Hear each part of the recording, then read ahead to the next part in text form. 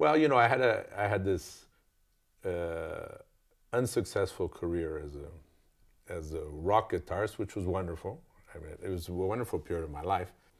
And as I started playing with all these people, it became obvious that there was the need for organization and discipline, all of these things that the other organizations had, but it was done because people wanted to. And so I think my big quest from that day to this has always been to identify what it is that transforms people from someone that need to be processed in an organization to people who actually want to. And when they have their own drive and their own decision to do it, how does that change entirely? So what I've done is basically what I do in all is the same thing, which is how do you change or remodel organizations so that they set people free to do whatever they wanted to do. I would assume always that these constraints which we removed, which in the businesses I call the boarding school rules, you know, which is what time you have to be here, how you have to dress, how you have to talk to people, how you go forward in life, etc. These have been lightened and hopefully removed, but in most cases at least they have been lightened. This person is now left in a situation where they decide, I think to a great extent, how they're composing their life. And so they're not they're not doing things because of a given rule. Fernanda, my wife, she says many times that she thinks that in some respects it's more difficult to work in a situation like that, because instead of someone saying, look, I want you here at 1, I want you at the meeting at 4, and give me this at 6, and then you're free, people are saying, solve this for me somehow. And you end up taking the problem home, as you would, let's say, if you're in a rock band and you're playing for 6 hours. But there's a note, there's something there which you don't like. And you wake up at 2 in the morning and you try to fix it. You don't wake up at 2 in the morning if you're playing in an orchestra where it just says, just play those notes, and then you go home. You go home, that the problem has gone away. So I think in some respects, the big change is that the responsibility falls squarely on your shoulder to see, do you actually want to do this? Are you doing this because you want to? And in this case, we don't have much control over leaving you free from doing these things. This is a difficult aspect of, and this is true, I think, even for the children at school. I don't think there's any profession I can think of where people would not prefer to have control over their destiny and their work. So that if we said, look, you have an option to do 3 films, which I gave to you and which are fully funded, and I tell you exactly what they are, and you're bored to death with doing it, you don't like the subjects, but you're going to do it.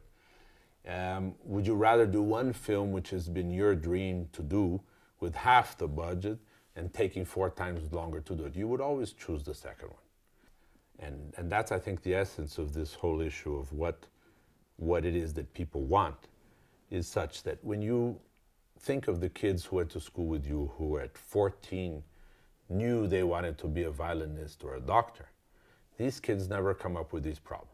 They became a violinist or they became a doctor, and they are a doctor who is called at 3:30 in the morning, woken up from sleep to rush to a hospital to solve something. And you say, my God, how did someone choose that for their life? So there is something in them that drove them there. The business world, or the world of organizations, basically is left over with everyone else. And the everyone else is the people who did not have a specific talent, who did not recognize a specific need, and who fit in to an organizational world where people are telling them what to do. So if you say, what I want to do is I go to the restaurant, I work, I get out at 5, but why? Because at night I go to a choir, because I like to sing. So now I have to find a way as an organization to make those singing characteristics come into the job and not make the job something you make enough money for so that you can sing. When you're 32 or 41 and you realize that what you really wanted to do was to sing in a choir, now you're in big trouble, because now the whole system is set up so that you cannot afford the opportunity. By this time, maybe you've gotten married and now you have kids. You simply cannot anymore. What is it that I love about a choir? And part of it you can say, oh, is expressing a vocal ability I have. That's part of it. If your vocal ability were good enough, maybe you wouldn't even be in a choir. You would be singing alone and you would have a career. So let's suppose that it's not enough for that. You're expressing yourself, and you're expressing yourself in some manner which is very much from here to the outside, as there are so many other expressions which are the other way around. So expressing yourself from here to the outside maybe means that you've been in a job where you sit in the computer and you do certain things, and now you are selling, and now you're going out every day, and now you're seeing different people every day, and you find that a part of the expression that you had in the choir, you have when you go out and visit people and have lunch with customers, which you didn't know. And then you find that there are other variations of expression, such you find out that you're a very good joke teller, and your joke telling is not that far from your singing in a choir. And so the question is, how do you find these things come closer? At 17, 18, I was still playing in rock bands. By then, I had already started law school. And there was already a dichotomy. There was a bit of a shock between the two things. And at the same time, my father, who was almost 50 years older than I, he was very anxious that I should start getting involved in the business and that we could be in the business together for some time so that I could take it over from him and so forth. So I started much earlier than I should have. And so I was at the company very actively at 18, 19 and so forth, and going to the university less and spending more time at the business. And on one of these days we had a discussion about the problem that people came late to work, and what were we going to do about the fact that people were always late. And there was a deal with the union that people could be late 5 minutes a day. This was without any reduction in pay. And they were discussing how they were going to increase the controls so that people would come on time, and also increase the controls when people left. And they were putting in more modern time clock systems and so forth. And there was issues such as there was a line of people always waiting, and the line itself would take long, so that if the person was not late yet, they would be by the time they got to the time clock. And this discussion was there. And I kept thinking, I said, I come from this rock world rationale, which is I'm there because I want to be there. And I don't leave at the end. It's hard to leave because I like what I'm doing there. And here we're trying to force all these people from all over town to come here, stand in line, and control them every time more with a time clock. So I said, no, this has got to be, there must be a better way to do this. So on the one hand, my question was, why is this such a bad job or such a boring job that these people are not coming on time and they don't look very happy? So if I put the two things together, we're doing something wrong. So either we just happen to be in the most boring business in the world, or maybe the business world itself is not able to find things that make people interested. And so we said, let's abolish all of the controls over what time people come and go and how long they work. And when we sat with the union, the first reaction of the union, because to them this was very strange, they thought about it and they said, wait a second, we have to regroup and think about this back at the union headquarters, because there's something wrong here. I don't know why you're proposing this, but it can't be right. It cannot be trusted. It can't be trusted. We don't know you, but we know business people, so this can't be right. You know that they came back. It was very, very interesting. They came back. We had a meeting, and they said, and the two people who were there to have this discussion, one of them was Lula, our future, who was to be our president of the country 30 years later. We sat there, and one of the people called Vicentinho, who's been a congressman and all this time. And they said, you know what, people thought about this, and they realized that what you're trying to do, that the trick here of what you're trying to do, is that you're going to do away with the 5 minutes per day that we have a right to be late. Because if we can come anytime we want, where are our 5 minutes? Incredible, no? And I was just looking at them and I said, you know, technically, I'm sure they were right, but I didn't know how to answer that. So how do I give you 5 minutes to be late if you can be as late as you want? And and so then we started a relationship. It was very interesting because at one point we had to have a second meeting, and we said, well, you guys came here to the plant, so we'll go to the union headquarters. And they said, but no business owner has ever been to the union headquarters. I said, doesn't matter, we'll go there. And we sat there, and they took a picture. They said, the union has existed here for 50 years, and in 50 years, no businessman has ever been here. And so we sat there, and we took the conversation further. After a while, they realized that this was not a trick, and slowly, people started giving in to this rationale. The relationship was, from then on, was always first class. We never had a problem with them. And we had, on our businesses, we have this business, metallurgical business, machinery business, has an average of 2.1 strikes per year. There are two or three moments per year. And I think now they were telling me, I think that this month we completed 20 years without a strike.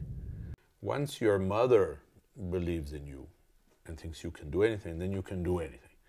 And my mother lost 7 births between pregnancy and some that were born. And so when I was finally born, I was a bit of her messiah, you know. I was a prince who could not do anything wrong. And my whole life, everything I did was always perfect. And so I had a buildup of confidence, which helped, which I thought anything can be done. And no matter what goes wrong, we'll fix it somehow and so forth. So there's a bit of that. But the other part was that it seemed so obvious that I was not going to be able to spend 50 years of my life coming from a rock group, making people come on time and working against and it just seemed like this was so wrong and so awkward and so unproductive for everyone that any of these moves were just natural and they didn't require any courage whatsoever. You know that George Bernard Shaw said that everyone in their life only has one good idea, you know?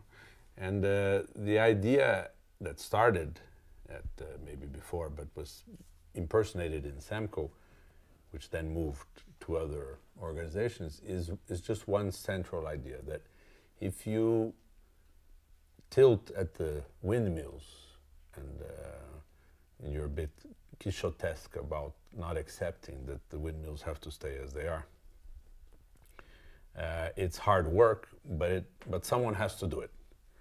And there are people doing this, of course, in many walks of life. But it's really the essence of saying, if you throw yourself at it enough, you can undo the anthropological structures which makes life so difficult, and which makes life so difficult to reach a linear level of satisfaction or happiness, etc. At work, starting at school, in a question of environment, in a question of a new town or a city, etc. The fact is that we've fallen into a structure where organizations and money are the structure which we have to be underneath, which are the umbrella of our lives.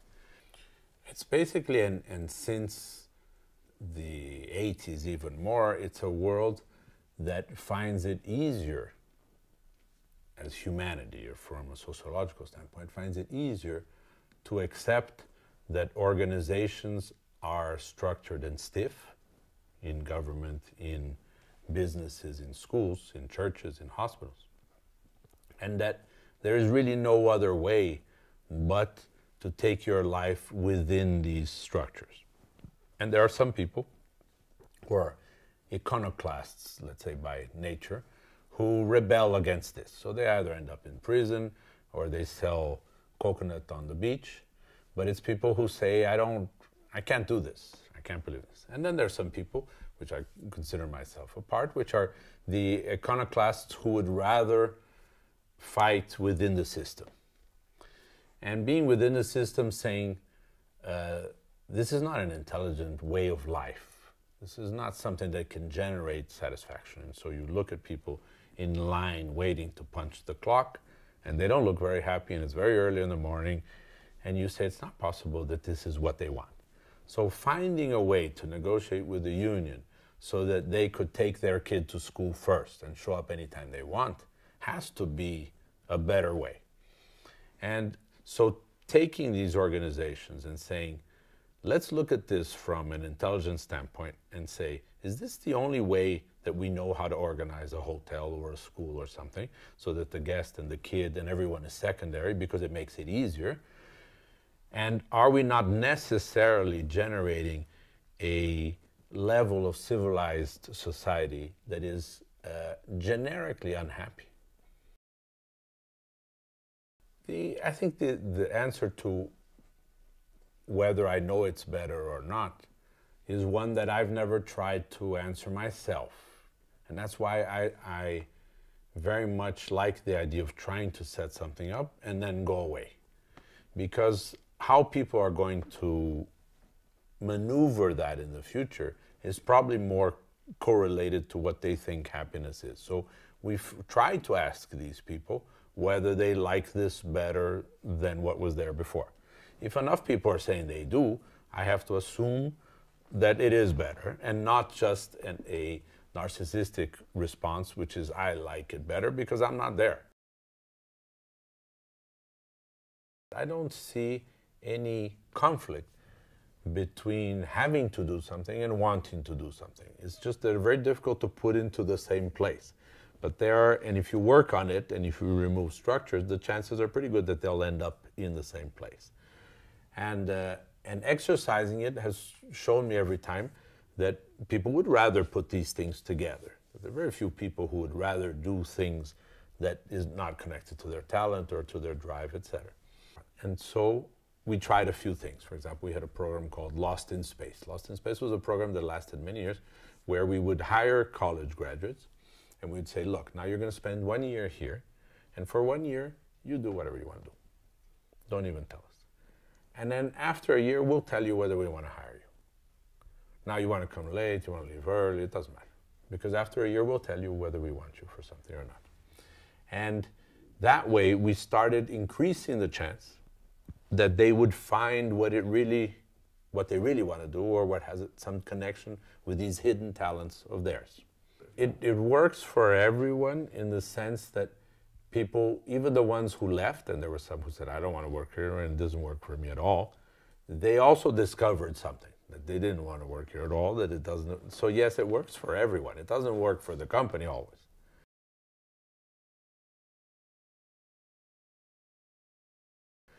One thing that we had with the Lost in Space program, which was interesting, was that we lost a lot of these people very early in the next 2-3 years.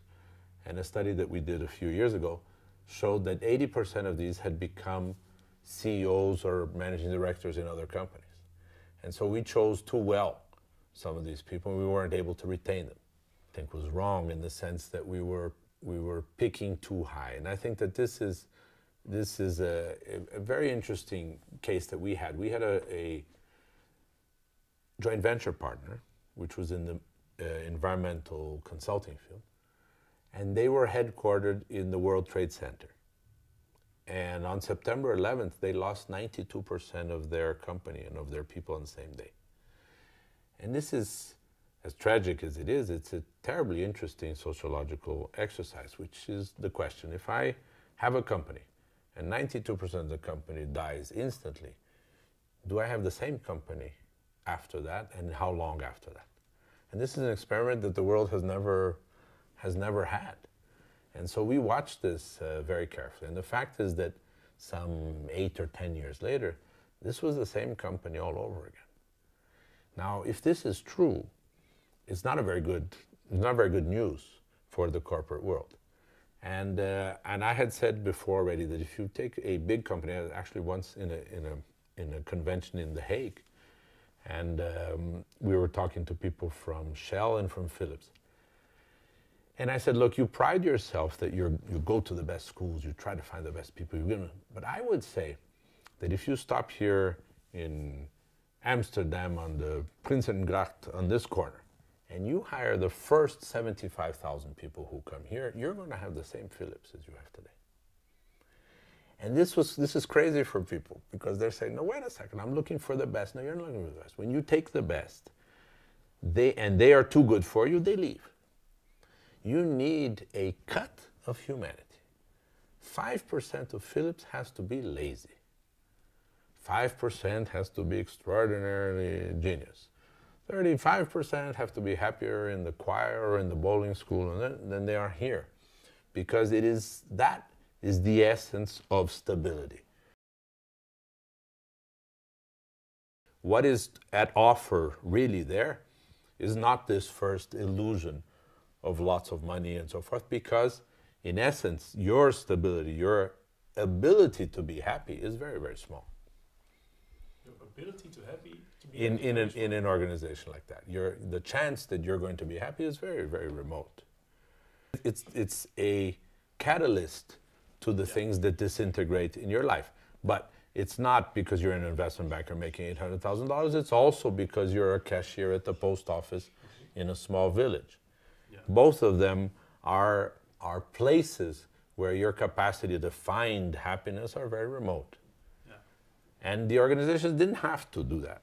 They don't have to be that way. So I guess this is the whole essence of it. School does not have to be boring and difficult. Learning is absolutely magical. Every one of us is always excited with the idea of learning. School just takes that excitement completely away and transforms it to something that's terribly boring. But it doesn't have to be. The act of learning is wonderful. The act of working seems to be very necessary to human nature. The act of producing something with your talent is wonderful. Doing that in the post office by stamping the envelopes is what's wrong. So the one that's there, the school that's there, the hotel that's there is a variation of this invitation to look at things and say, don't accept things they are because they are or because they've always been that way. I'm always imagining myself as someone who, as an enzyme, opens the architecture of an organization. And then themselves, the people who are there, they then structure this in a way that they feel comfortable with. And it's a way of acting to demolish obstacles. Always that the schools are set up for the comfort of the parents and by extension the people who run the school.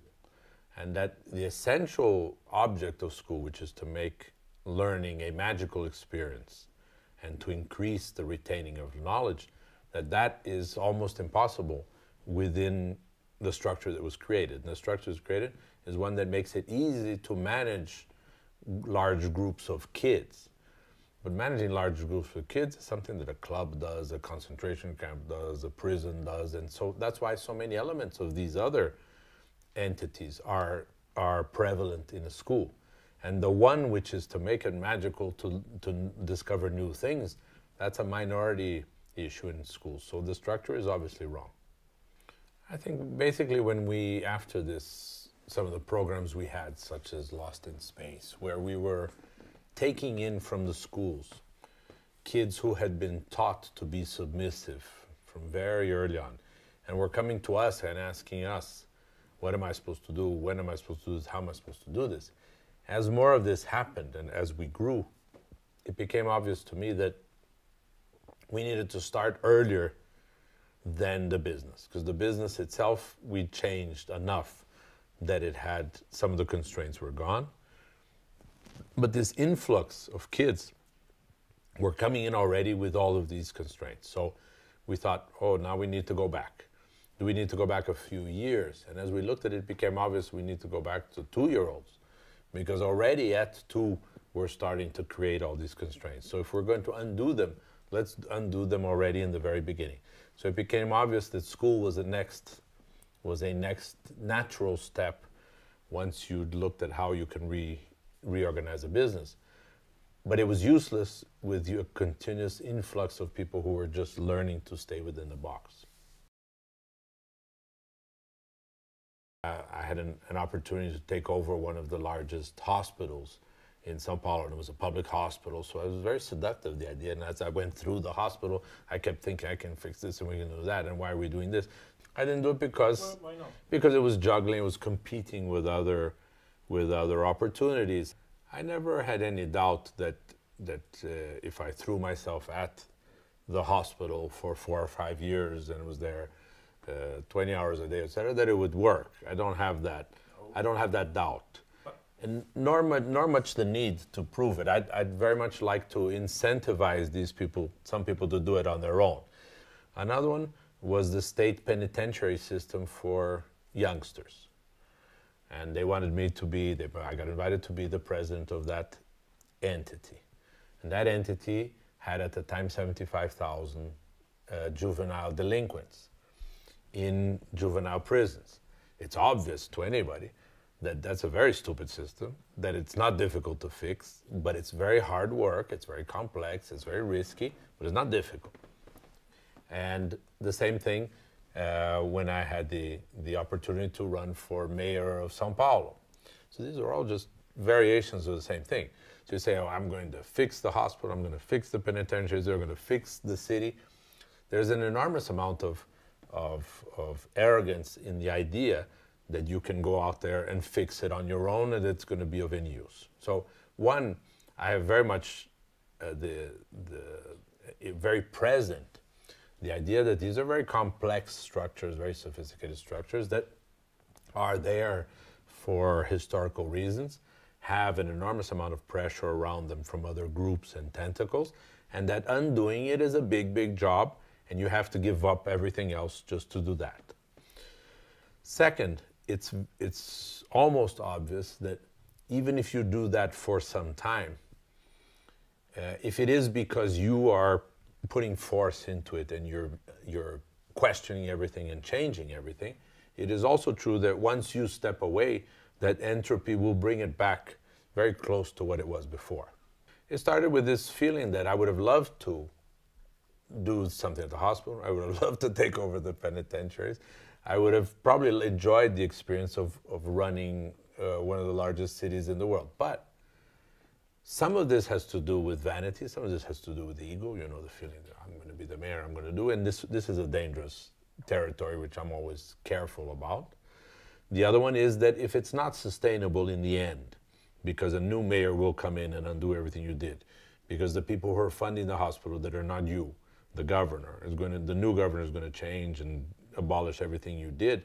But these are very frustrating experiences that I don't want to start with, because I don't want to give in to my ego to such a point that I'll do it for a while and then see it all go down.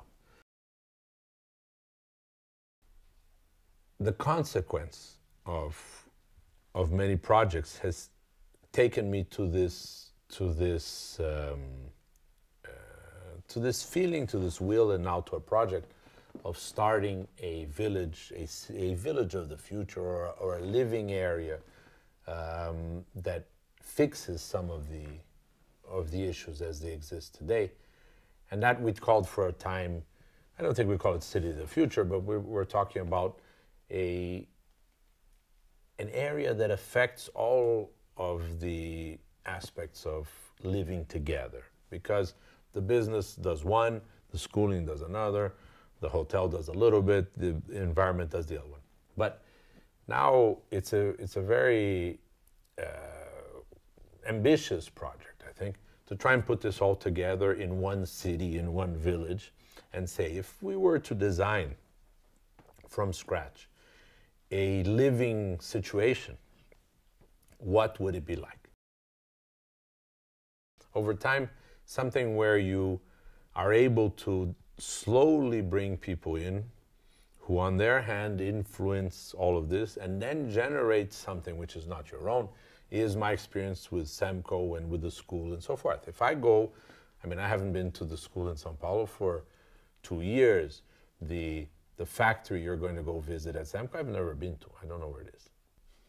And so I don't have a real interest in the retail version of these thoughts, because they're going to be developed by local people, and the people there will make it theirs. It will always, everything will always boil down to what my 3-year-old with me was sitting in the bathtub one day, and he asked me a question at 3. He said, why do we exist? And this, why do we exist at 3, is the same question we ask at 93.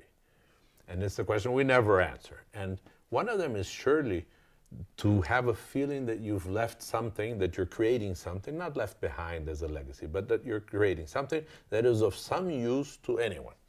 So putting together a city that solves some of the problems that cities have, putting together a school that solves some of the issues that schools have, is useful to somebody somewhere. It's a vicious circle. You have a feeling that you contribute to your tribe, wherever it is and however you define it, but you're contributing to your tribe. And on the other hand, there is a hospitality of the tribe and yourself, which is what we do with our lives. And so in the end, it is the feeling that you're doing something of any use is the essence of this meaning of life. I would have to be enjoying the fact that they are paying homage to me. I have never gone in my life to receive an award. And people put out awards all the time, and I look and I receive an email and say, please come here and receive your award. I've never gone to receive an award. It's of no relevance to me. You're never going to find here, as I said, you don't find any award in this house. You won't find any of my books in the house because I'm ready to move on. I don't want to carry this weight of the past and of people that recognize or that give value to this. I'd be very unhappy if 5 years from now you come back to this hotel and people say, Ricardo Semler's hotel and his wife's hotel. I want people to forget that completely. In the beginning, it's not easy to do, but over time it is. Because if you think about me sitting here up in the mountain, thinking up a new hotel or a new city or something that I think is of some use, it's some fun, it's some good use also of whatever talent I think I have, it makes absolutely no sense for me to do this and not let anyone know that it exists. Once it exists, however, I'm not looking for the recognition that that is mine. But every time the people come here and say, now I want to give you a prize for it, no, I don't want the prize. Now I want to have dinner about it. I don't want to have dinner about it. Yeah, of course. I mean, everybody wants to change the world in that sense, or wants to leave behind a world that's slightly better than it was there. And very few people have the good fortune of being able to do it. And it's a combination of things. Among other things, people who are having to work the whole day for their subsistence have much less of an opportunity. So many of these opportunities that are available to me with relative ease is something that I make use of. And there's obviously a vanity concept, or there's an advantage to ego to do anything that you think is good, and by looking and seeing out there. But the small vanity of just making this come back to you in terms of recognition, that's the one that's unnecessary to me. But the bigger one, to feel that your life was worthwhile and that you did something which somebody used somewhere for somewhere, that one's good. So I'm much more interested in getting it started and seeing how people are going to make it, so that with this thought, the chance that it's going to go wrong doesn't exist, because I wasn't comparing it with right. I think that the criticism, which is not in the sense of negative, just people want to be critical, but the critical evaluation, even of the very intelligent people who look at this, is one, that there's a megalomania involved with everything, because the ideas and the projects are big. And so people say, the guy's a megalomaniac, he wants the whole city, then the whole world, then the whole universe, and so forth. But aren't you? No, I don't think so. I mean, I don't mind the idea of megalomania, because megalomania is really associated with doing something in a big way. And I don't have, I think, enough time available to do everything in little ways. And so making it bigger is about the same effort as to make it small. The fact that the business itself, that Semco makes money, to the conservative bunch, is just uncomfortable, because it would have been much more comfortable, as it was in the beginning, to say this is never going to go anywhere, these crazy ideas. Soon the company won't exist anymore. And the fact that it's been there for 30 years doing that is uncomfortable. It's not a reason to say, well, he's doing this just because he made money, because when it started, it wasn't big at all. It started with 100 workers, with small value and so forth. And people were just saying, no, this is a crazy idea to hear what the worker wants to do. Comes anytime he wants. Of course, this is going to go bust. The fact that it didn't go bust, people kind of, were looking at that and saying, I don't know why that didn't go bust, but this school is not going to go anywhere. If you think also about what are the issues, the problems, the obstructions we have in our world of business or in the school or in the hospital, they're very similar. And they are the same in a village or in a city or in the place you live. They are a balance, finding a balance between your personal life and somebody else's, these spaces that are between you. How do you together manage something when you have very different worldviews? How do you respect the context, but at the same time know that you are a predator and you're going to have to make use of that to survive as a human being? How do you have the use of money with the freedom to do whatever you want with it, and at the same time create a respectful lower barrier for the people who have nothing? So it's the balance between all of these elements. And the city is the final and the largest variation of how human beings find a balance between all of these conflicts. And that these conflicts are there, and you say, can I use money to distribute it in a way that is not anarchic, is not Marxist, and is not right-wing, which is each one solves his own problem? Can we build something that is a political, financial, and neighborhood situation that makes people live together better in this new world as we know it? Because there's this enormous amount of information of our legacy that is not useful for this, but the nature of how we live together is fundamental. So can we make security an issue of everyone exactly the same? Can we do that if I have big walls or large walls in my property, and if I have two guards protecting me, and one of those guards lives in the slum that I'm trying to protect the people from? And these inequalities of rationale, of concept that are in place, are they necessary? And so my feeling is the same as in the school. Is it necessary for the kids to hate learning? The question is, can you set living conditions that on a human level have the same level of dignity for everyone? So can I live in a town, in a city, where security is everyone's problem and is shared equally, so that my walls can be destroyed? So by doing that, by any contribution we can through the foundation, we diminish that gap. Now, is everyone closer to buying Jaguars? No. But the fact is that they're further from not being able to pay for their own food. And so this diminishing of this gap is what we can do. We start running out of possibilities of doing things because we don't want to be paternalistic. Because if we said, let's just take these hundreds of people here that are the village, and let's distribute our wealth among everyone, what is left after 10 years is probably nothing. I understand, yes. Because again, if you say we're in the world, we're competing with the story of the 1%. If you take the wealth of the 1% and you distribute it among the other 99, there's a calculation from Rubini that it's a 7-year fix. And in the 8th year, you're exactly where you were before. But having money in a country or in a place where people have much less, and where the state doesn't make up for that difference, is always one where you are being called constantly to be paternalistic. And to be the one who says, well, you see, I did this.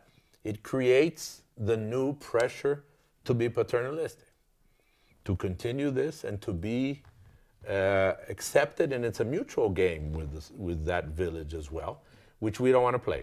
So when we go into the church or we go into the bar, nobody knows who we are, and they have not the slightest idea that that school is only there because we gave the money. And now it works well for everyone. We all know that the valuable ones have to do with balance, finding a balance for yourself between the things you think you have to do, the things you want to do, the things that you controlled around your life, that balance issue. There's that whole elusive word of happiness, which no one is able to describe well, but it has to do with a certain homeostasis. And that's why I'm connecting a bit to balance. To feel that the changes you make around you, they're always creating a balance that is higher, that is lower, etc. But that there's a feeling that you're in the place where you should be, or the place that you like. And I've been following now for years a study from the University of Chicago that is trying to measure happiness. And that's been a very interesting exercise, because people, by being subjective about it, they say, well, happiness, everyone has a different definition, and so it's not important, I can't do it, and so it's very personal. But the fact is that when you start measuring contents of dopamine, of endorphin, of serotonin, when you start measuring physical and physiological aspects of people, you can start giving numbers to what you would call happiness. And that the same way as animals that are safe and that are content. No stress. Yeah, no stress. They move a different amount of hours per day. They sleep a different amount of. That is also true for us as animals.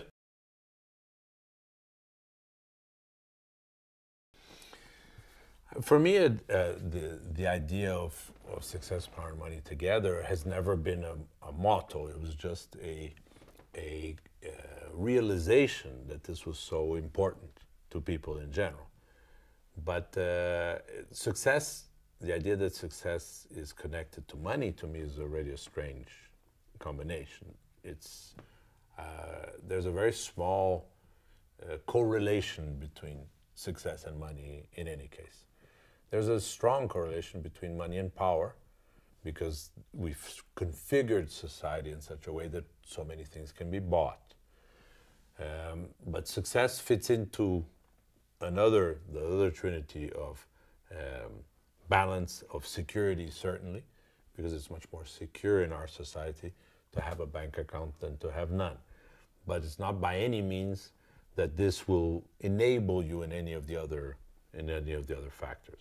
But I think that people that imagine that success, money, power, etc., are useful only believe in this for a while. It's very difficult to imagine that somebody believes in this over the long run, because there's so many opportunities and examples to see that there are so many important things that you can't buy with any of this. The balance issue, if you think about Chinese medicine, the balance issue is the one that solves the health issue, which so many people bring up and start bringing up every more as life goes on, to say that health is one of the fundamental aspects. There's no amount of money that will solve a health issue, even if it brings you more comfort. But the health is that same issue of how did you get out of balance. It's really how the Chinese see it. And you got out of balance because you didn't trust someone, or because the structure of what you thought was important in your life wasn't true.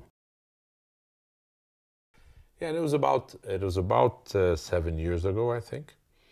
And I was coming up here to the house from São Paulo, and I was at about 110, 120 kilometers per hour, so it was relatively fast, but nothing out of control. And a truck crossed the road by mistake. The truck looked, and it was dark, didn't see me, and thought there was enough time or something, and crossed the road entirely. And so I started braking, but the fact is I hit the last 1 meter of the truck.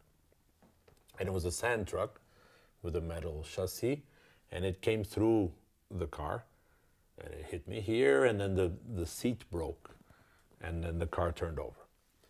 And it was a very interesting sequence, because there was complete silence after this. The car wheels turn, etc., and everything stops, and it's silent. I was already in the asphalt on the concrete itself, because the cover of the car had gone. And I was stuck between this car, because the car was on my back. And then I passed out, and then when I came to, apparently about 20, 30 minutes later, I heard a conversation. I woke up because I heard a conversation of these policemen outside the car, And they said, no, he's dead. You can call the morgue. Just have the morgue send the car over. And so I thought, I'm dead? That's a strange thing. And I said, I'm sure that I'm dead. And I had my face was in this, it was all glass and there was blood flowing and so forth. And then I tried to move my finger. And I said, I'm moving my finger, so I'm probably not dead. And then I did this, and then the guy said, oh, he's moving his finger. I said, but he's going to be dead in a few minutes, don't worry. We'll just call the morgue. So then I thought about that, and I said, listen, what could be happening here? And then I said, let me try and move my toes. Then I'll have a good idea whether at least I'm going to be a tetraplegic, what's going to happen here. And I moved, and it seemed like I was moving my toes and moving my fingers. And then I relaxed a little bit, and then the car went down some more, with another 2-3 centimeters, the whole car came down. And at one point they realized that the situation was different, and then they showed up with saws and electric thing and welding equipment, and it took 3.5 hours to pull me out of the car. And when I got to the hospital there, the guy took me to the diagnostics and so forth, and then he sat with me and he said, look, you have 13 important bones in your face. Here, the nose, the jaw, the this and that. And I said, which ones did you break? He said, all 13. And he said, so now this is going to take a while. He said, we have to operate on different portions and so forth. We have 5 different specialties of surgeons here and so forth. And so they started a process. They did a 14-hour surgery to reconstruct and so forth. And then he said, I'm going to take from your hip because you've lost your global continent, which is the eye has fallen. And so we need to put that up with parts of your hip. And I said, how am I going to play tennis? He said, no, you're never going to play tennis again. I said, no, stop. Let's find another solution. And then he went to me and he came back and he said, well, there's a titanium which has never been tested. I said, that's the one I want. And okay, so we put the titanium, and so he put in, I have 27 large pieces of titanium in my face. 43% of the face is titanium. And so he put it all together and then finished this operation. And then and the next day I said, I'm going home. He said, no, you're not going home. We need you for 10 days. And I said, you're not going to do anything here. I'm going to become sick. What it showed me was that, one, I was never meant to die in this thing. You know, when I look at it, it was obviously, and they, as doctors, of course, they say, well, this, they missed by 2 millimeters, that by 4, you would have lost this, you would have, but the fact is it wasn't meant to be. But what it did for me was to realize that my life was at an enormous speed. I was busy, I was doing everything, I was on 2 phones, I was on all the boards and things and so forth, and that what I understood that to be was that it was time to stop and pay attention to the essential things in life. So I stopped for 3 or 4 months, everything. Had no more contact with the company, with anything whatsoever, because I wanted to understand what this meant. And then I started moving away and undoing things. I left all of the boards that I was on. I gave up the day-to-day of almost everything I was doing. I didn't have more cell phones. I didn't have a car for years, which was just to pay attention to what was basic. These issues of this balance, which wasn't there, this issue of security, of being part of a system, or being part of a family, being part of something that's in place, and this issue of love, and then that's when Fernanda showed up in my life shortly after, and I don't think I knew her. I think I knew her, yes, but basically it came to mind very quickly that this is what this meant, and within 3 months after I met her, we were married. After we realized that we were going to be together and so forth, and that created a complete new microcosm there, which left some of these other experiences as things that had a sequence and that could be dealt with, but which were not the only origin. We'd been living for a few years already in the country, with kids growing and so forth. And one moment I'd had Some years before, when on a birthday when I was teaching in Boston, that I'd gone to a cemetery and walked around, and it was a very beautiful cemetery, and I went through one time around the cemetery, and I looked at all of these tombstones, and there was a description of this and this person and what they'd been and what they'd done and so forth. And when I came around, I thought to myself, you know, what do I want to be remembered for? And I started walking again. And by the time I'd come around the second time, my question is, why do I want to be remembered at all? And how do I change my life depending on the fact that whether I do want to be remembered or something, or whether it's not that important to be remembered? And this came to me much clearer when I saw the kids, and I kept thinking, if I have around the house, if I have mementos, if I have reminders for myself and for them of things I've already done, is this an advantage, or is this a weight that I'm carrying that makes it much more difficult for me to start new things from scratch? So the fact that I had books in 38 languages, I had 1,000 and something articles, I had video cassettes of 20 years ago of TV programs I'd done, and the house was pretty much full of this. And I thought, this is going to be a weight over the kids, because they're going to have to compare to this. And there's no reason for to compare to this, because there's nothing there for them. And I myself, I'm looking at this, and I have to, and I'm reminding myself that I did this, I did that, they thought this, they thought that. And so I said, I need to free myself of this burden in order to start or look at things completely fresh, and to look at these kids also completely fresh. So with Fernanda, we decided to put up a large vat, which is still there, and we put in an enormous amount of wood, and we spent hours and hours throwing everything into the fire, anything we could find, all of the books in any of the languages. We knew that we would never find them again, because some were in Slovak or in Chinese or and so forth, only editions, videos of 20 years ago, radio programs that I'd done. And so we threw it in, and we watched all of this burn for hours and hours. And it was life-changing in the sense that it was a great relief to realize that I don't have to carry this around. I'm not putting this as a pressure on my kids. Even the older ones, they don't know what I do.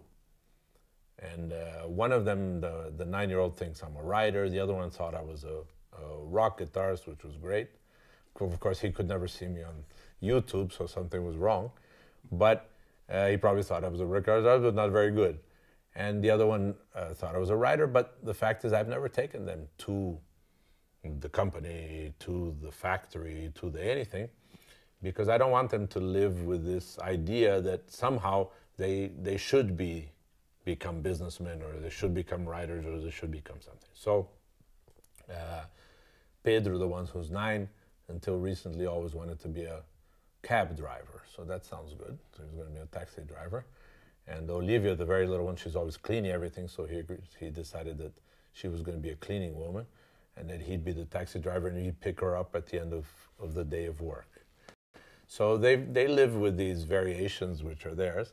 But the fact is that not having this weight of certificates or of things of what you were in the past makes it much easier to move on. I was very convinced that it would do good, and there's some nostalgia involved every time anyone cleans out their closet and gives away some 30% of their clothes to someone else. Then there's a nostalgia of, you remember when you used that jacket and so forth. But there's the second one, which is more important, which is the feeling that that's going to do somebody good, considering you're not using it anymore. And so I think it's a similar feeling, that there's a nostalgia of knowing that that book will never be seen again by anyone.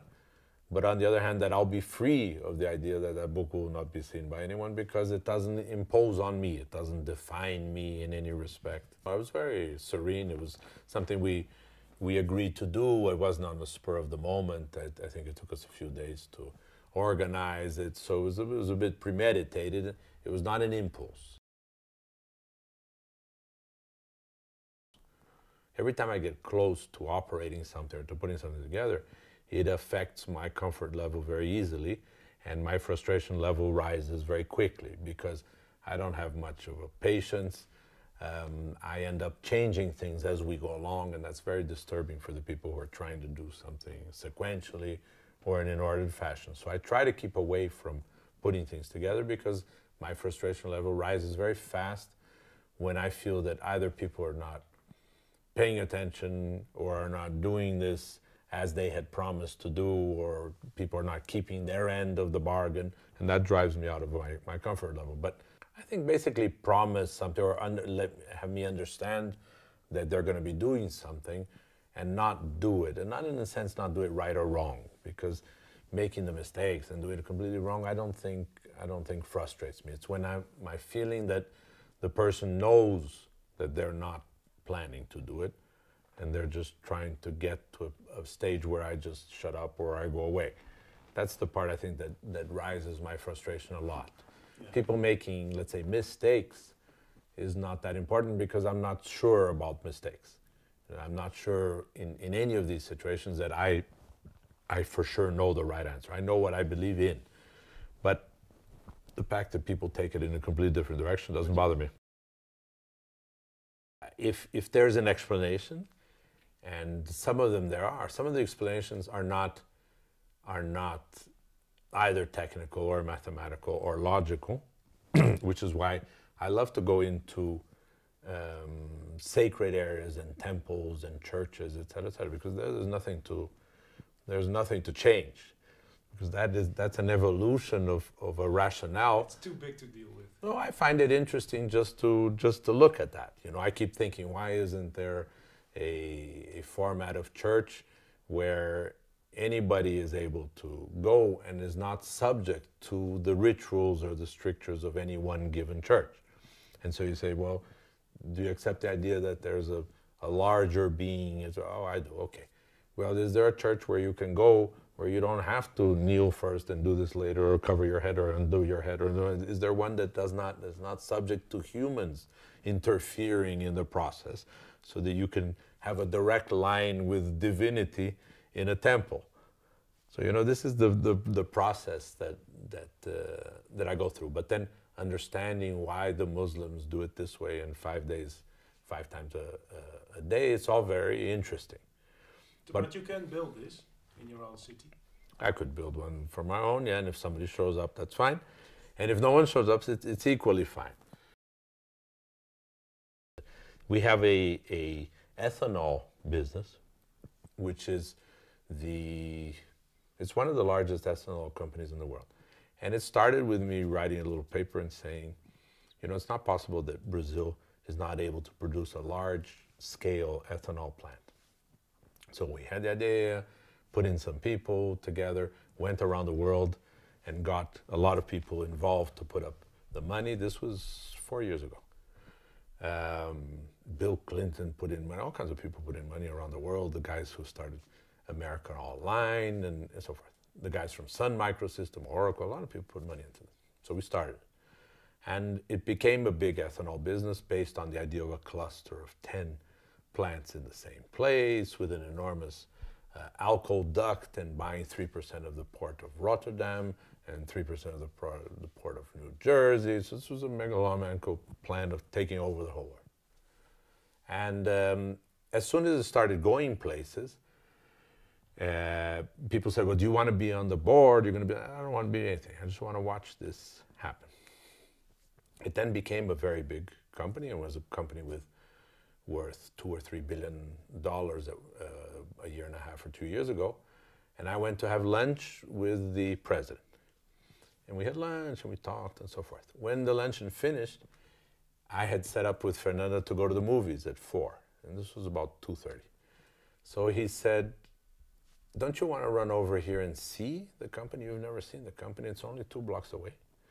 We own the whole building. We have 2,000 people. Don't you want to see them? I said, I have no interest whatsoever in seeing the company. I'm going to get there, and I'm sure there's floors and floors with people with computers. They're going to ask for my identity to get in, and I'm going to go up and I'm going to say hello, hello, hello, people, people, people, computers, computers, computers. He said, well, let me show you at least the photographs of the places, of the factories, of the mills. And I said, I know what a mill looks like. It's also, but ours, I'm sure it's a bit different, but I have no interest whatsoever. So this company, which is now a $9 billion company, of which we have a small part, is a company I don't know exactly where they are. Many times they've offered to have company planes. Let's just go, in an hour you can go see this, just see it from the air. I have no interest whatsoever. And I never was at the headquarters. There's been a new president for 3 years who I don't know. It's your company. It's partially my company. At that time, it was only my company. But I have no interest in how things look at the end. I have very little interest in going and seeing the kids. You go to the school and now they're going to sing for you and they're going to show how they know Beethoven or how they use the iPad. It's not relevant to me.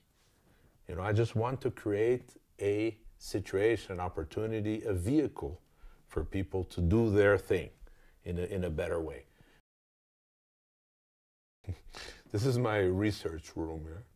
Well, I had this unsuccessful career as a rock guitarist, which was wonderful. I mean, it was a wonderful period of my life. But it was very interesting because it showed where the limitations are and why sometimes you want to do something because you want to, but the combination of talent and time is not right. And letting it sit there and not doing it is an important part. That playing for myself, of course, is interesting. It's not meant for third parties, but it became an exercise, a bit of a research into finding out how to perpetuate a little bit or how to extend the life of classical music, which I love very much. And I'm using a modern rock world or a contemporary music world to try and find the DNA of musicians, of classical musicians that are losing their space and that are dying out slowly. And so trying to answer the question of how do I take a piece of Mendelssohn or of Haydn and how do I create some kind of a mechanism, an enzyme again, that could be used by people who really do have talent or who have audience to recycle some of the genius of classical music that's dying slowly. And so I take pieces of, like Mendelssohn, for example, and I try to pull out of there mathematically a new score that tries to answer the question of if Mendelssohn were here in 2012 in this studio with electric guitars and drums, how would he produce that same music, not something else? How would he produce that same music, but not simply by taking a guitar and playing his notes on a guitar? The question is, in his DNA of this mathematical permutation of his score, how would Mendelssohn create this same music today? I think I'm looking for genius in that sense. I'm looking for his genius, which touches me already immediately, intuitively. But I'm thinking, could that genius be made contemporary? The contact with genius in all of these fields is enlightening. It's insights that are available to you and that I could do by going to a college and hoping that one of the professors has these genial insights into the world. But it's for sure that Mendelssohn does, and he's available right here. Jung is probably the person that would come to mind as the person I think understood or completed or defined man in the way that I find most genial.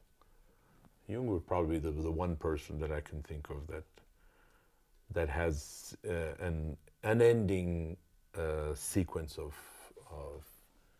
insights into the human mind and nature, etc. Jung is always, I think, the idea that you're not alone and that this integrated consciousness and the fact that you're doing something which somehow is affecting someone else and that people who are thinking something together affect you in ways that you don't know, and that you accept the idea that there's something that's not esoteric but at the same time is completely untouchable, that this has to be respected because this has an enormous impact on your life and you don't realize why. So you call it destiny, or you call it unconscious. Nobody knows that you funded the church. The collective, maybe that. But because no one knows that you funded the church, there's some feeling, there's some thought of someone who went into that church that is going to come back to you, but you have no idea how. And this movement of energy and so forth, which is so way beyond our capacity to understand, that when I think Jung is one of the people who had the greatest genius to understand that exists and to try and put words to it, which religion does in a much simpler fashion, and which is of course subject to all kinds of boxes. But the idea that there's always something there, and that things happen for a reason, and that people show up in your life at a certain time for a reason, this, I think, Jung had the greater genius of accepting that this could be classified in terms of science, and not understood or defined, but classified to say that there are energies, that they're collective in consciousness, that affect things that you thought you were doing, but it's not really you're doing. That car came out of nowhere, that truck that came out of there, that they're all there for a reason, which is not as simple as one white-haired, bearded God who's sending the truck all the time after you. You know, that there's something there, which could also be that, no one knows, but the fact that there is something there that is much greater than us. You know? That the whole project of the Melos development, which you want to do of the new city or township, etc., it has to be anchored on some attractions and some things that have economic sustainability. So here, 80% of the people that work at the hotel live in a very short radius around the hotel. So that's very unusual. No hotel normally does that. And we have, I think, 8 or 9 people only who come from outside. And we wanted a little bit of people from the outside to put some oxygen into the system. But the amount of people who are from here and have never done anything like this before is the great majority of the people. So the first thing is, of course, that it generates a whole economic environment around the hotel.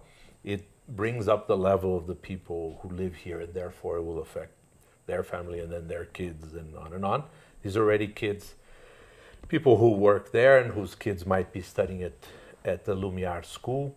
And so it develops, for this sense of place and for the township, it develops a cornerstone of an economic activity, which then makes it possible to start the other developments. I'm very concerned always about being paternalistic. You know, I don't give out things, I don't receive people to give out favors. So that's why we have the foundation, which is trying to be run always very professionally. The thing that I'm trying to avoid is that you have a small village situation. You have an enormous difference in wealth.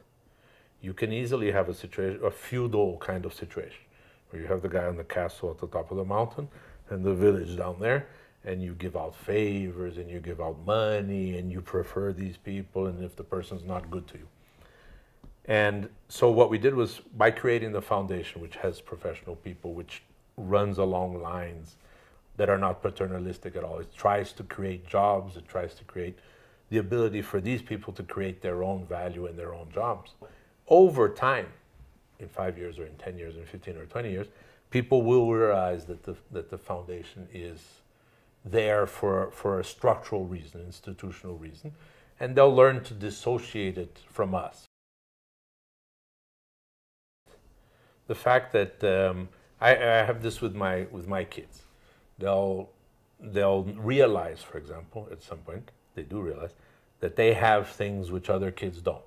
So, for example, Pedro, who is 9, he spent 3 years at the public school. The public school, there are lots of people there whose parents make per month what he spends in a day. We try to make them and us live without any effort to dissimulate the fact that there's a large difference in wealth. But in the way we live and the way they live, there are a lot of issues which are absolutely common to us, there are security issues, or how clean the water is, or whether there's a postal system in the village, or whether the road and so forth. So there's a lot of items that are common. And that there are other ones that we can work with or together that do not have to do with wealth. But the ones that have to do with wealth, we don't ever pretend, and I never make an effort to downgrade our life or our expenditures, etc., so that other people will feel better about the fact that they don't have. I'd love to upgrade the lives of others without downgrading mine, which is it's just another way of bridging the gap. But bridging the gap by saying, I'm going to be Franciscan and a monk in my thing, and I'm going to give up everything, I'm going to be here, is totally useless from a social standpoint. It's nothing from an economic standpoint. And it's just the way things were set up. The fact that if I spend 60 or 70% of my income to try and make other people raise their base, that's fine too. But I also don't want to get involved in the sense of recognition. I don't want recognition for it. The amount of other things that we do in terms of philanthropic work or expenditures that they don't know about, that nobody knows about, is very big. And they will never know about it, and it's totally irrelevant. And so even if there's a little bit left, there's a little bit left because I'm very much in their eyesight in many respects. And I can't do very much about that. But the fact is that it is not a paternalistic relationship, even if they still don't understand the difference entirely, because it takes more time for them to see.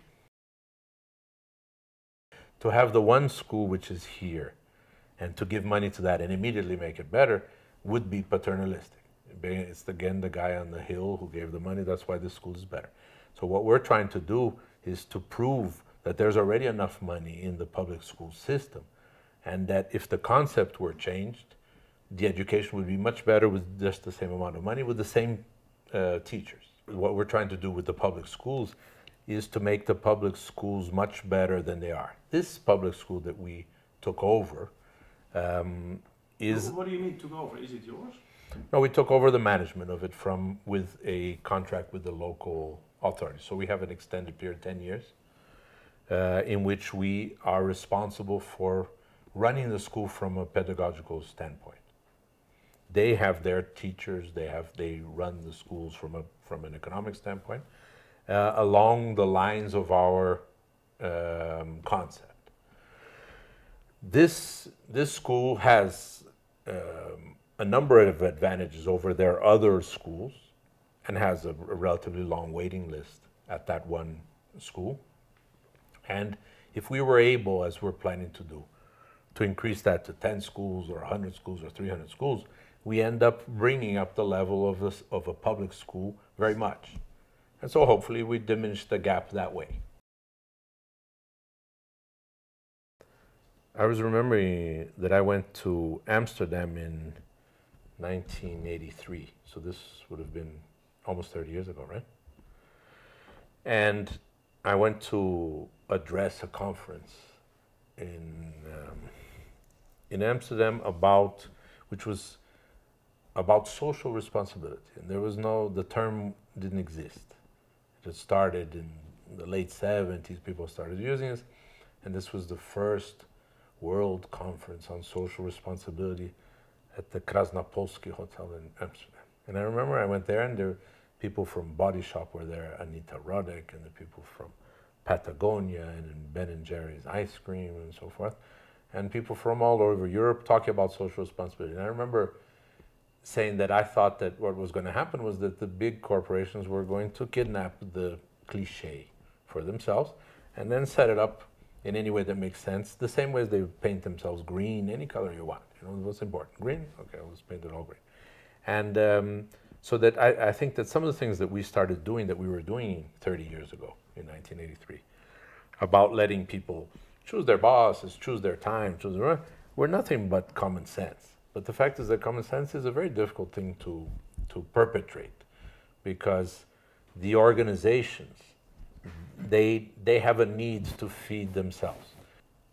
And so corporations are essentially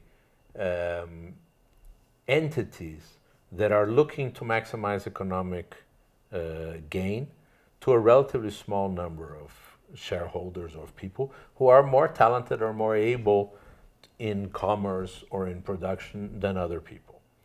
Most of them start with things that are very valuable, such as new product ideas, new services, and so forth. It's always a fabulous start. At a certain point in time, the organization becomes more important, how you're organized, than the original idea, which is lost somewhere along the line, as it is at the hotel. And someone who started a small inn for a stagecoach in Utrecht, now 300 years later, is a chain of 3-star small, where you have to check in and check out and follow all the rules of the hotel.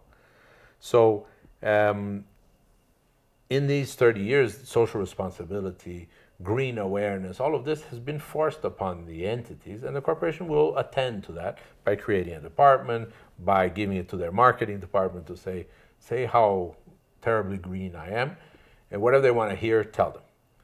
And they're very sophisticated, very complex machinery, and there isn't the big bad guy in the back who's just smoking cigars and trying to make as much money as he can by oppressing the people. This is something that has gone away a long time ago. It's also a very complicated exercise. The managers are not very good at it. It's a very difficult process. 92% of the companies do not survive more than 20 years. So it's not a successful process as a whole.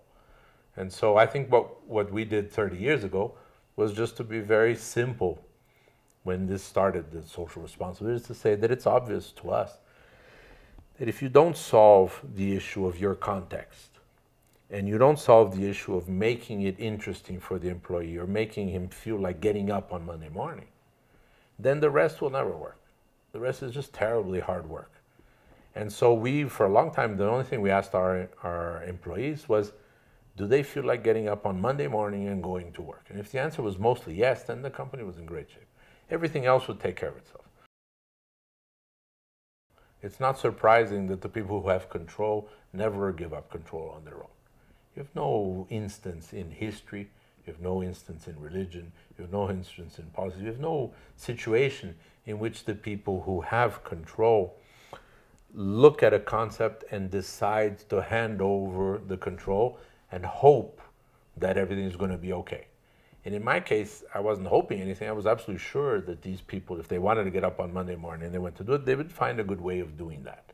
It's just, to me, it was always human nature. It was always an assumption that nobody, think about it, I don't know anybody, I've never met, and people say there are such people, but I've never met anybody who goes to work only for the money.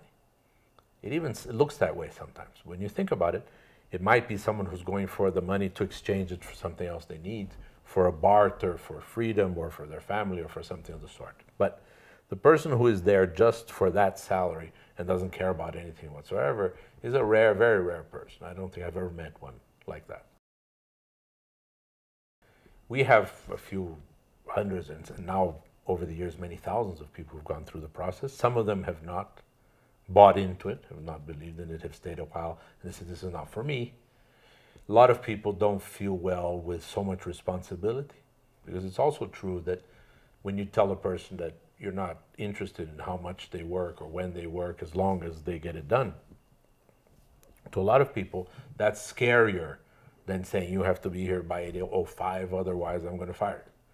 And a lot of people have been conditioned, which is why we were always interested in going back to the schools, because people in the business world have been conditioned in schools already to sit down and shut up and listen, and I tell you this about American history and you spit it back to me in the test, and then I let you go.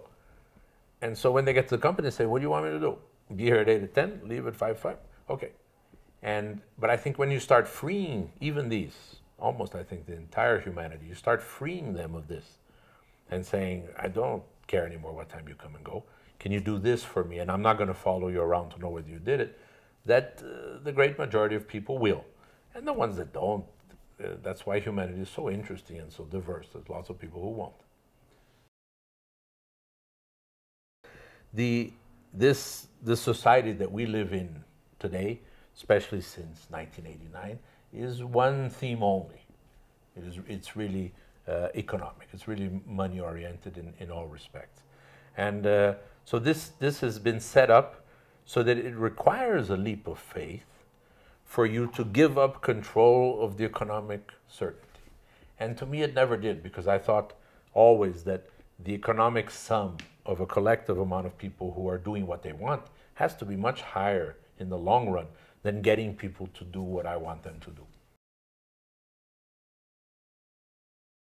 I remember when my son was 3, we were sitting in the bathtub, and he asked me, he said, "Daddy, why do we exist?" And it's very interesting that at 3, you have a question like that. This is a question that will stay for the rest of your life. The very important questions, which is, why do you love? How do you love? Why do you exist? How do you exist? How do you make a balance between the things you want to do, the things you need to do, the people that need you, the people you need? These are all the very important questions of life, and to those I have no answer whatsoever. What do we use our time for? You know, how do you make your life worthwhile for what you need to do, and not what other people will recognize, or what you're going to leave behind, or what kind of legacy, or what kind of a name? But how do you manage the time that's given to you on Earth? That's the one that's the difficult one for me. So I'm constantly changing direction and trying out new variations for myself of how do I make this the most valuable. And the most valuable, that really has nothing to do with production or money or number of projects or effort or hard work.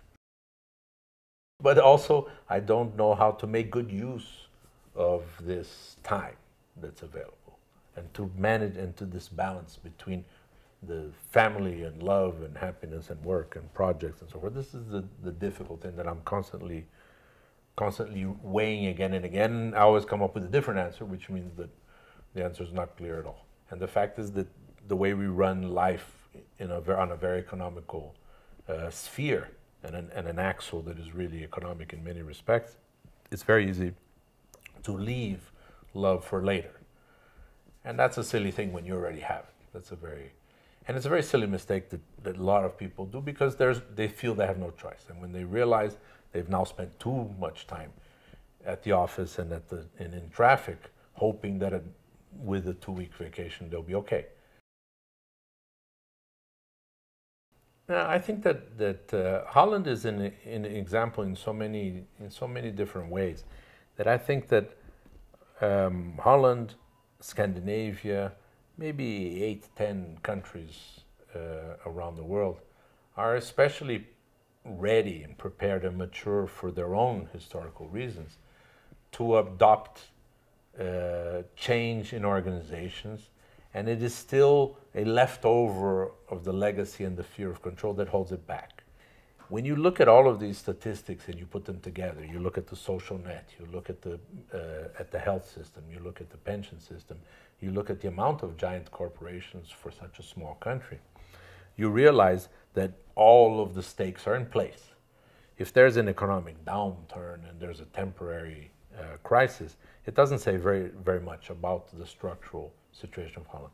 But one that has this disposition to understand what a post-capitalist society could do is certainly, Holland is among the few countries that could make use of this leap of faith, could make use of this giving up control, because it already has so many cultural aspects and so many economic aspects to it from history that doesn't want to go back to running Batavia. You know, it doesn't run back in black suits and black hats and velvet things in the tropics. That's long gone for Holland, and it's ready with this amount of Montessori schools, with this amount of corporations that have a tremendous impact per employee, per GDP, etc.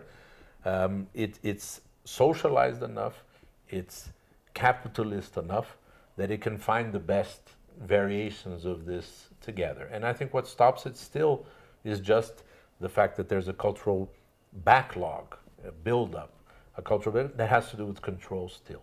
And that's the very last one that has to go. But as a society, it's probably one of the ones that's closest Holland make has the to shift. burn its books like you did. A little bit of its past has to go still because there's still a very strong um, force which is either mercantile or patrician in the sense of all of this religious buildup that became a very structured society. And it's done so much in the 50s, 60s, 70s to undo this that there's very few of these clusters left, but they're still strong enough to maintain control. And this giving up control is a very difficult thing to do. But I'd say that Holland is positioned to do so much earlier than most other countries. It still is, you think? Well, definitely. I just think that it doesn't look that way because you're in the middle of a crisis when fear takes over and people pull the rein of the horse. You know, anybody who's a horseman knows that you're going down the hill, for example, and suddenly the horse starts going too fast and you're afraid, you pull the reins. That's the very worst thing you could do because the horse now has to go down with his head up when he needs the free flow of his head to become stable. And then suddenly the horse slips and you say, see, I told you it's a dangerous place, but it's you who pulled the reins. And so this is the way it is, I think, in Holland. The whole crisis, the euro, this, should I be in the middle of that? How did we get into this? What's happening to Philips? Where's Freddie Heineken? What happened to this whole world is the one that's scary. People say, where's ABN AMRO? What happened to Rabobank? But the fact is that in the course of Dutch history, this is all very irrelevant. It's just all it looks very urgent when you read the paper today. But the fact is that this is all a very small effect on the long-term decision that the Dutch had made a long time ago to give up a lot of this structural, hierarchical control stiffness, which is in the corporate world, which is in the political world, which is in the religious world, and which is not necessary for the Dutch mentality. And it's been, and slowly over the years, this will become clear. It's just not a good moment for you to take a picture of it.